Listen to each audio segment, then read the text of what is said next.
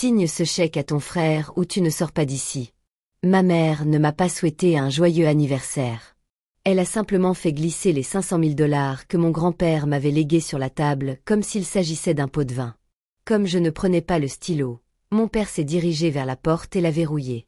Puis il a orienté l'écran de son téléphone vers moi. C'était une photo de notre Porsche, prise depuis une voiture noire garée dans l'allée. Les requins solitaires sont dehors. Clara, tu rembourses la dette de Brandon ou ils entrent. Avant de vous raconter ce que j'ai fait de ce stylo, laissez un commentaire et dites-moi quel est le pire cadeau qu'un membre de votre famille vous ait jamais offert. Je lis tous les commentaires.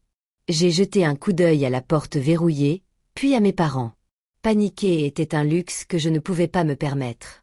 Dans mon métier, quand on repère une anomalie dans les comptes, on ne crie pas, on enquête. Et là, au milieu de la table, trônait le désarroi. Un petit gâteau sec, acheté en magasin, avec une bougie éteinte. Je fixais ce misérable gâteau. Et pendant une fraction de seconde, je n'avais plus 29 ans. J'avais de nouveau 10 ans, assise à la même table, les yeux fermés, souhaitant de tout mon cœur que mes parents me regardent comme ils regardaient Brandon.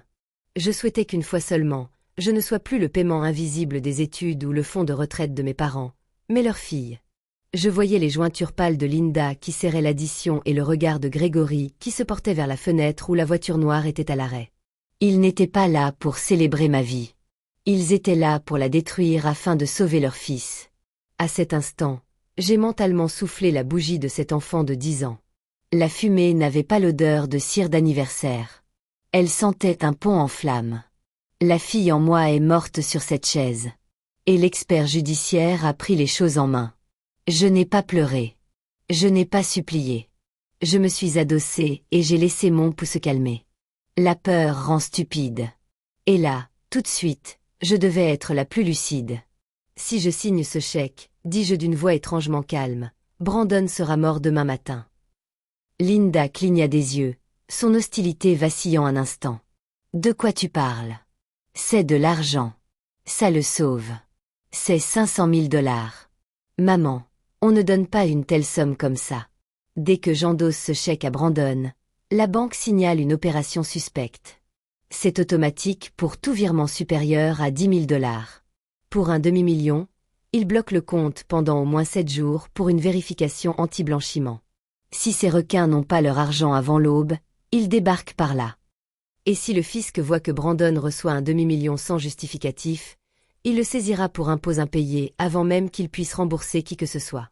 Grégory jeta un nouveau coup d'œil à son téléphone. Il transpirait. Alors, on fait quoi? On ne peut pas attendre 7 jours. Il faut que ça paraisse légitime. J'ai menti. Le mensonge avait un goût de cuivre, métallique et électrique. Il faut dissimuler cet actif. Si les requins font une enquête et découvrent que tu es propriétaire de cette maison, ils sauront que tu as des fonds propres. Ils prendront l'argent, puis ils te feront pression pour que tu leur cèdes la propriété, juste pour les intérêts. Tu as besoin de protéger tes actifs. J'ai vu l'étincelle de cupidité dans les yeux de Grégory. Il ne voulait pas sauver Brandon. Il voulait sauver sa maison. Comment? On transfère le titre de propriété de cette maison dans une fiducie aveugle ce soir. Une SRL anonyme. Je l'ai structurée comme une acquisition d'entreprise. L'argent est transféré immédiatement comme une transaction commerciale, sans passer par la case « personnel ». Les requins font une recherche. Ils voient que tu ne possèdes rien. Tu es insolvable. Les fonds sont débloqués. Brandon accepte de conclure un accord avec eux, et la maison reste en sécurité dans le cadre du trust jusqu'à ce que la situation se calme. C'était un tissu de mensonges, mêlé à juste ce qu'il fallait de jargon financier pour paraître étrangement réel. Je les ai vus échanger un regard. Ils ne savaient pas que je mentais, car ils ne s'étaient jamais souciés de savoir ce que je faisais réellement dans la vie. Ils savaient juste que je gérais de l'argent. « Fais-le », dit Linda en me tendant l'ordinateur portable. « Répare ça. » J'ouvris l'écran. La lueur bleue se refléta dans mes yeux, masquant le fait que je ne les sauvais pas. J'étais en train de creuser leur tombe. Papa sortit précipitamment de la pièce pour prendre son ordinateur portable, ses pas lourds et frénétiques résonnant sur le parquet. Il se dépêchait d'apporter la pelle avec laquelle j'allais l'enterrer. Je restais assise là, en silence, avec Linda. Elle me regardait, la poitrine se soulevant et s'abaissant, se félicitant sans doute d'avoir trouvé le bon bouton. Elle pensait m'avoir brisé. Elle pensait avoir devant elle une fille qui avait enfin trouvé sa place. Mais elle fixait un créancier. Pendant l'attente, j'ai jeté un coup d'œil autour de la pièce. C'était vraiment une magnifique salle à manger. Un sol en marbre italien taillé à la main, un revêtement ouéné sur mesure, un lustre en cristal qui avait probablement coûté plus cher que ma première voiture. Je savais exactement combien tout cela coûtait, car je savais précisément d'où venait l'argent. Il ne venait pas du travail de Grégory. Il venait de mon fémur. À 18 ans, un semi-remorque a grillé un feu rouge et a percuté ma berline. J'ai passé 3 mois en traction et j'ai réappris à marcher avant d'aller au bal de promo.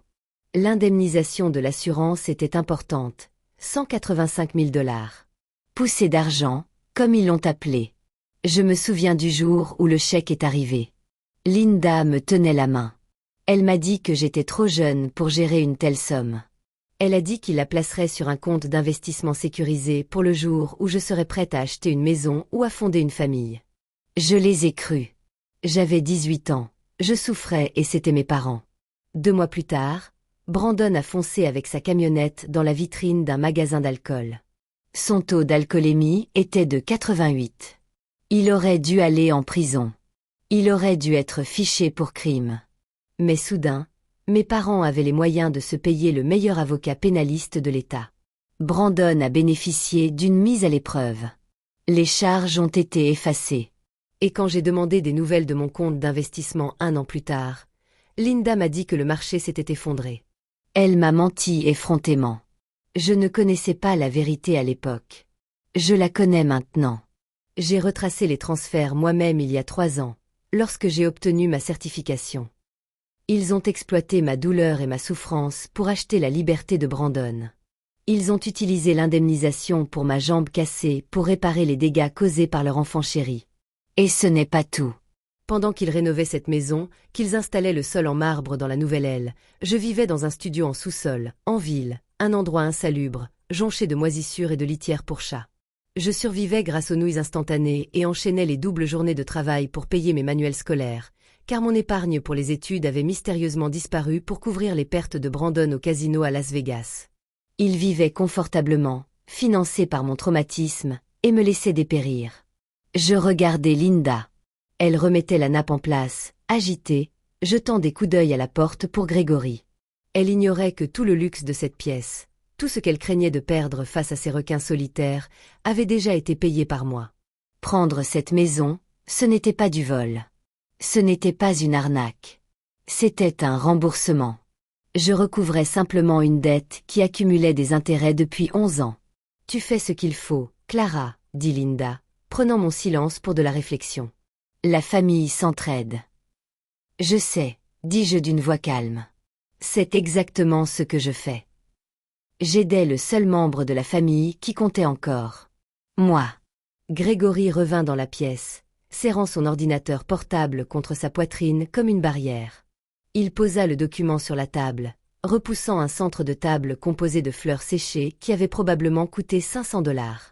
Il souleva le couvercle, ses yeux passant de l'écran à la fenêtre où la voiture noire imaginaire l'attendait.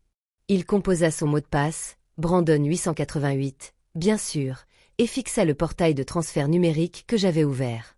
Son doigt hésita au-dessus du pavé tactile. Il transpirait. Une goutte de sueur glissa le long de sa tempe et disparut dans son col. « Je ne sais pas, Linda, » murmura-t-il, la voix brisée, en transférant l'acte. « C'est une décision radicale. Et si la fiducie ne le libère pas? Il nous faut un avocat pour examiner cela. » « Nous n'avons pas le temps pour les avocats, » rétorqua sèchement Grégory. « Regarde l'heure. Regarde par la fenêtre. Je sais, je sais. » Mais il me regarda, la suspicion perçant enfin sa panique. « Pourquoi nous aides-tu, Clara? Tu ne nous aides jamais. Tu gardes précieusement chaque opportunité. Pourquoi ce revirement soudain? » Il était faible, mais pas complètement idiot. Il sentit le piège se refermer sur lui. Même s'il ne pouvait pas en voir les dents, j'ouvris la bouche pour débiter un autre flot de jargon financier sur la protection des fonds propres et les liquidités d'urgence. Mais Linda ne me laissa pas parler. Elle craqua. Le masque de la mère inquiète disparut, remplacé par une sauvagerie insoutenable.